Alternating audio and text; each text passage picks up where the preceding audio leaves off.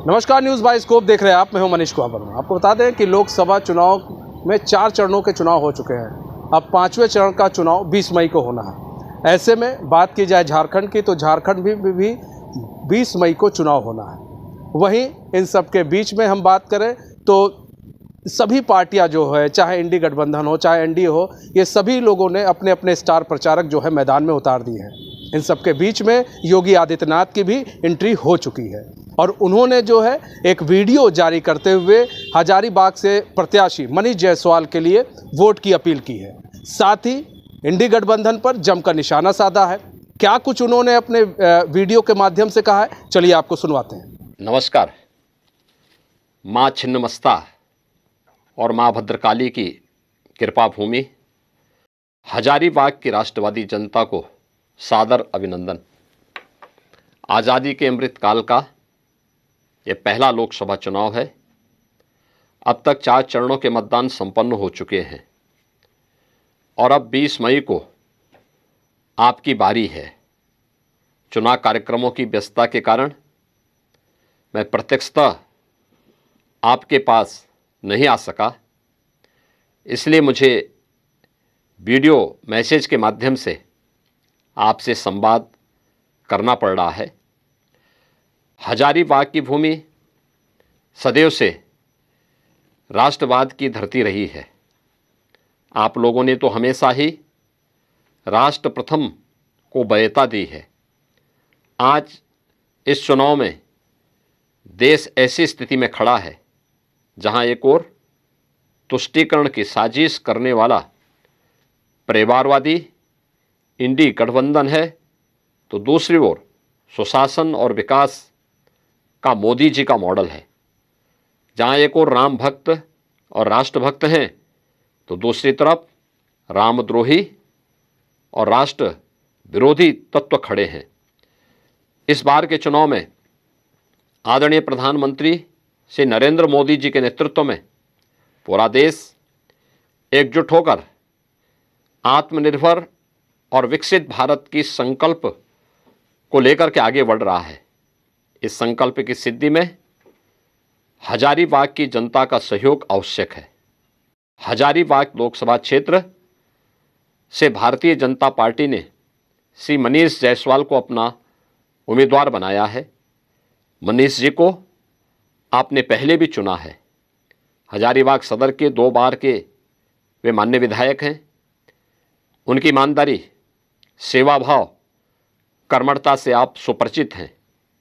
आप सभी से मेरा विनम्र अपील है कि 20 मई को अपने मतदान केंद्रों में स्वयं अपने परिजनों, मित्रों के साथ जाकर ईवीएम पर क्रम संख्या 2 पर अंकित कमल के निशान पर मतदान कर हजारीबाग से श्री मनीष जायसवाल को विजयी बनाएं।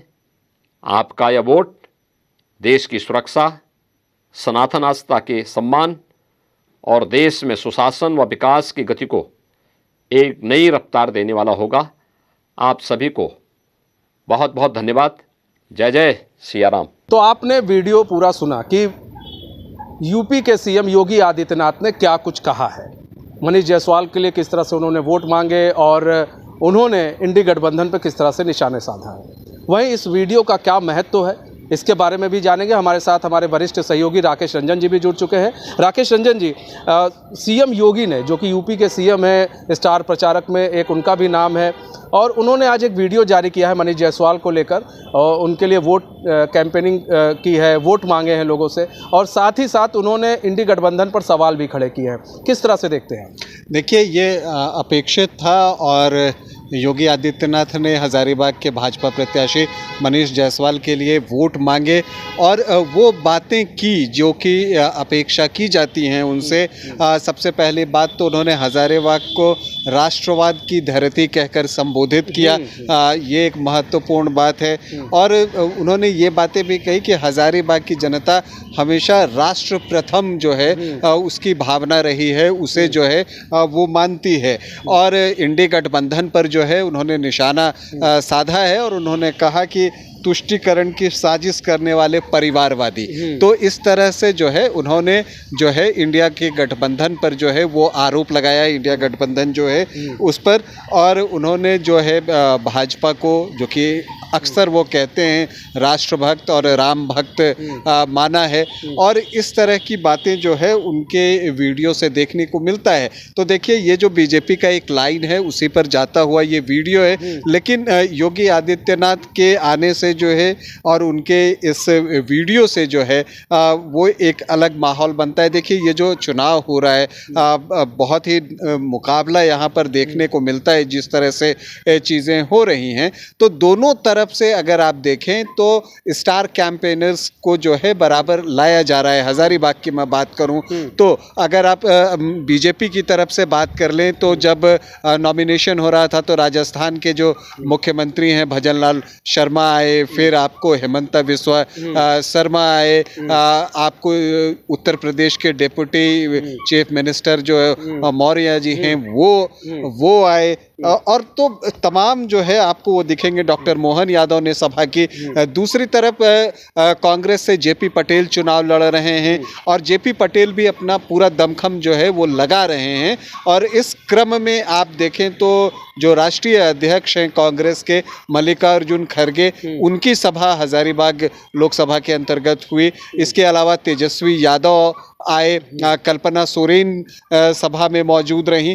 तो दोनों तरफ से पूरा दमखम दिखाया जा रहा है। लेकिन जहां तक स्टार प्रचारकों की बात है उसमें चूंकि बीजेपी के पास स्टार प्रचारकों की एक पूरी फौज है और बड़े बड़े नाम हैं, तो वो आते हैं। और देखिए जब स्टार प्रचारक आते हैं तो चुनाव पर असर तो डालते हैं, और यही वजह है कि हर प्रत्याशी चाहता है कि उसके जो स्टार प्रचारक हों वो आएँ। अब ये देखिए मुझे लगता है कि जेपी पटेल तो चाहते होंगे कि राहुल गांधी भी आए, प्रियंका गांधी भी आए। अगर वो सब भी आते तो चुनाव और दिलचस्प होता। लेकिन वैसे भी ये जो हजारीबाग का चुनाव है वो दिलचस्प है। जो आप जानते हैं कि हजारीबाग विधानसभा में जो है आपको हजारीबाग लोकसभा में 5 विधानसभाएं, जिसमें हजारीबाग सदर से जो है मनीष जायसवाल जो है वो खुद विधायक हैं और वो 50,000 से अधिक वोटों से जीते थे।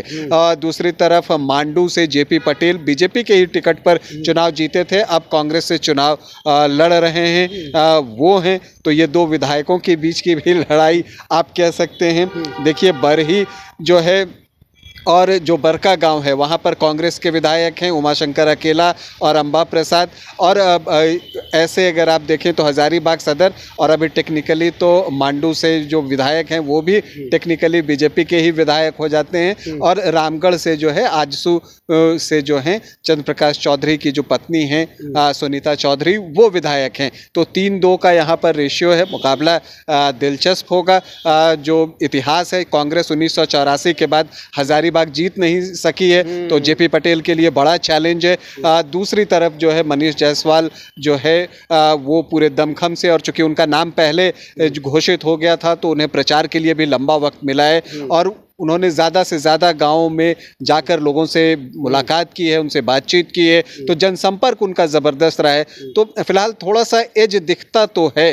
अब देखते हैं आगे क्या कुछ होता है। आगे क्या कुछ होता है ये तो आने वाला वक्त ही बताएगा, जब जनता वोट करेगी और जब पिटारा खुलेगा ईवीएम मशीन का, उसके बाद सब कुछ साफ हो जाएगा कि आखिर हजारीबाग का किंग कौन होगा। फिलहाल हमारे इस खास पेशकश में बस इतना ही। अब मुझे दीजिए इजाज़त। तो खबरों के साथ बने रहने के लिए देखते रहिए न्यूज़ बाइस्कोप। नमस्कार।